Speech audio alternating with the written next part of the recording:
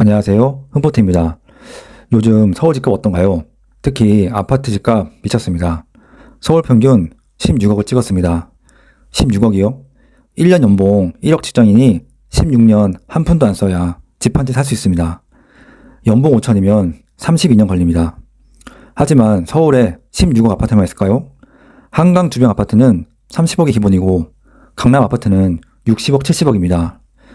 오늘은 이렇게 억소리 나는 서울 집값이 왜 이렇게 되었는지, 누가 이렇게 만들었는지 말해보겠습니다. 지금 서울 집값을 투기로만 설명하면 원인 진단이 잘못된 겁니다. 서울 집값이 오르는 근본 원인은 간단합니다. 공급 부족, 특히 신축 공급 부족입니다. 그러나 이 부족은 자연적으로 생긴 게 아닙니다. 두 사람의 의도이자 고의였습니다. 공급이 나올 길이 정책으로 좁아지면서 누적된 결과입니다. 결론부터 말씀드리면 그 공급 부족의 가장 큰 원인은 박원순 서울시장의 정비구역 대규모 해제, 문재인 대통령의 재건축 분양 규제 강화였습니다. 서울은 수요가 쉽게 꺼지지 않는 도시입니다. 일자리, 학군, 병원, 교통이 몰려있고 사람들이 떠나기 어렵습니다. 이런 도시에서 공급이 꾸준히 나오면 가격이 과열될 여지가 줍니다. 그러나 반대로 공급이 막히면 시장은 안 팔고 버티기 모드가 됩니다. 이렇게 되면 거래가 줄어도 가격을 안 내리고 버티고 나중에는 오히려 희소성 프리미엄이 붙어 주택 가격이 더 빠르게 오르게 됩니다. 여기에 공급을 올해 입주가 가능한 물량으로 보면 안 됩니다. 정비 사업은 시간이 오래 걸립니다. 구역 지정부터 준공까지 10년 단위로 움직입니다.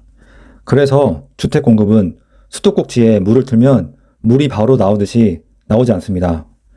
오늘 공급에 파이프라인을 줄이면 몇 년 뒤에 공급 공백 문제가 터집니다. 첫 번째 원인인 박원순 시장 시기를 보겠습니다.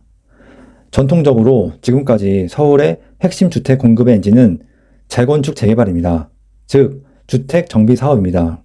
그런데 박원순 시기에는 이 정비구역이 대규모로 해제되었습니다. 이 정비구역 해제는 미래의 신축 공급 후보지를 행정적으로 종료시키는 조치입니다. 당장 내일 집이 줄어드는 건 아니지만 시간이 지난 뒤 신축 부족으로 돌아옵니다. 신축이 귀해지면 주택 가격은 오릅니다. 당연한 시장 논리입니다. 두 번째 원인인 문재인 정부 시기입니다. 이 시기에는 안 그래도 줄어든 공급 파이프라인을 더 늘리게 만들었습니다. 핵심은 재건축 안전진단 강화입니다. 안전진단은 재건축의 첫 관문입니다. 문턱이 높아지면 추진이 늦어지고 신축 공급이 뒤로 밀립니다. 하지만 그때에도 수요는 신축 주택을 포기하지 않습니다. 대신 남아있는 신축, 준신축에 수요가 더 강하게 몰립니다. 공급이 부족한 상태에서 이 쏠림은 당연히 주택 가격을 빠르게 올립니다. 여기에 더해서 분양 규제 강화는 속도를 더 늦춥니다. 분양가를 통제해버리면 얼핏 소비자 보호처럼 보이지만 공급자 입장에서는 공사 일정과 사업성이 흔들립니다. 대부분의 정비 사업은 민간이 추진합니다. 그런데 사업 불확실이 커지면 소모적인 갈등이 늘고 분양과 착공이 미뤄질 가능성이 커집니다. 그래서 결과는 단순합니다. 공급이 또 늦어지는 겁니다. 지금 미친 서울 집값의 근본 원인은 수요보다 공급, 그 중에서도 신축 공급 부족입니다. 박원순 시기에 정비구역 해제로 미래 공급 파이프라인이 줄었고 문재인 정부 시기에는 안전진단 강화와 분양 규제 기조로 공급 속도가 늦어졌습니다. 그 당시 대통령, 서울시장, 민주당의 대환장 합동 파티였죠. 과연 현재 이재명 대통령은 이 문제를 해결할 수 있을까요?